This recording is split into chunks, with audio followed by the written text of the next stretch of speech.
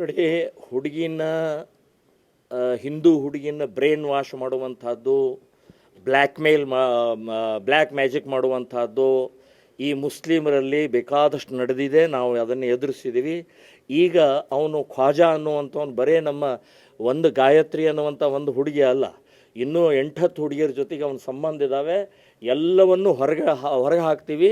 ಅವಳನ್ನಂತೂ ನಾವು ಅವನ ಜೊತೆಗೆ ಮದುವೆ ಮಾಡಿಸ್ಕೊಡೋದಲ್ಲ. ಈಗಾಗಲೇ ಮೋಸದಿಂದ, ಈಗಾಗಲೇ ಚೀಟಿಂಗ್ ಮಾಡಿ ರಿಜಿಸ್ಟರ್ ಮಾಡಿದ್ದಾನೆ. ಒಂದೇ ದಿನ ಬಾಡಿಗೆದು ಎಗ್ರಿಮೆಂಟ್ ತೊಗೊಂಡು ಹೆಂಗೆ ರಿಜಿಸ್ಟರ್ ಮಾಡ್ತಾರೆ, ಆ ರಿಜಿಸ್ಟರ್ನೂ ಸಸ್ಪೆಂಡ್ ಆಗಬೇಕು. ಅದಕ್ಕೆ ಸಹಾಯ ಮಾಡಿದಂಥವ್ರು ಮತ್ತು ಮೋಸ ಮಾಡಿದಂಥವನು ಇವನು ಒಳಗಡೆ ಹಾಕಬೇಕು ಅಂತನ್ನುವಂಥದ್ದು ಈಗಾಗಲೇ ಕೇಸ್ ಹಾಕಿದ್ದೀವಿ. ಸೊ ಇದನ್ನು ನಾವು ಯಾವುದೇ ಪರಿಸ್ಥಿತಿಯಲ್ಲಿ ಗಾಯತ್ರಿಯನ್ನು ಬ್ರೈನ್ ವಾಶ್ ಮಾಡಿದಂಥ ಆ ಇಸ್ಲಾಮಿನ ಶಕ್ತಿಯ ವಿರುದ್ಧ ಹೋರಾಟವನ್ನು ಮಾಡ್ತೀವಿ. ಅವಳನ್ನು ಮತ್ತೆ ವಾಪಸ್ ತರ್ತೀವಿ ಅಂತನ್ನುವಂಥದ್ದು ನಾನು ಹೇಳ್ತೀನಿ. ಇವತ್ತು 164 ಸ್ಟೇಟ್ಮೆಂಟ್ ಇದಾಗುತ್ತೆ ಸರ್ ಈಗ ಕೋರ್ಟಲ್ಲಿ. ಅಲ್ಲೇನಾದರೂ ಮತ್ತು ಅವನ ಪರವಾಗಿ ಮಾತಾಡಿದ್ರೆ ಮುಂದೇನು? ಇಲ್ಲಿ ನೋಡಿ, ಇವತ್ತು ಸಾಂತ್ವನ ಕೇಂದ್ರಕ್ಕೆ ಕಳಿಸಿದ್ದಾರೆ. ಸಾಂತ್ವನ ಕೇಂದ್ರದಲ್ಲಿ ತಂದೆ ತಾಯಿಗೆ ಅವಕಾಶ ಇದೆ ಮಾತನಾಡೋಕ್ಕೆ. ಸೊ ಆಕೆ ಹೇಳ್ತಾ ಇರೋದೆಲ್ಲ ಸುಳ್ಳು ಹೇಳ್ತಾ ಇದ್ದಾಳೆ.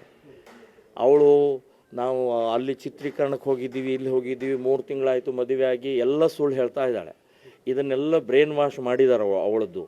ಇದೆಲ್ಲ ಇಲ್ಲಿವರೆಗೆ ನಾವು ಸಾವಿರಾರು ಹಿಂದೂ ಹುಡುಗಿಯರನ್ನು ಅಪಹರಣ ಮಾಡಿದಂಥವ್ರು ನಾವೆಲ್ಲ ಮುಸ್ಲಿಮರ ಆಟ ನೋಡಿದ್ದೀವಿ. ಇವತ್ತು ಇಸ್ಲಾಮಿನ ಈ ರೀತಿಯ ಆಟಗಳನ್ನು ನೋಡಿದ್ದೀವಿ. ಈ ಆಟ ನಡೆಯಂಗಿಲ್ಲ. ಖ್ವಾಜಾ ನೀನು ಬಾಯಿ ಮುಚ್ಕೊಂಡು ಅವಳನ್ನು ಪೂರ್ಣ ಬಿಟ್ಟು ಕೊಡಬೇಕು. ಇಲ್ಲ ಅಂದರೆ ನಮ್ಮ ಕೋರ್ಟಿನ ಮೂಲಕ ಹೇಗೆ ಯಾವ ರೀತಿ ಮತ್ತು ವಿಡಿಯೋ ಏನು ಯೂಟ್ಯೂಬ್ ನಡೀತಾ ಇದೆಯಲ್ಲ ಅದನ್ನು ಬಂದ್ ಮಾಡಿಸುವವರೆಗೆ ಹೋರಾಟವನ್ನು ಮಾಡ್ತೀವಿ.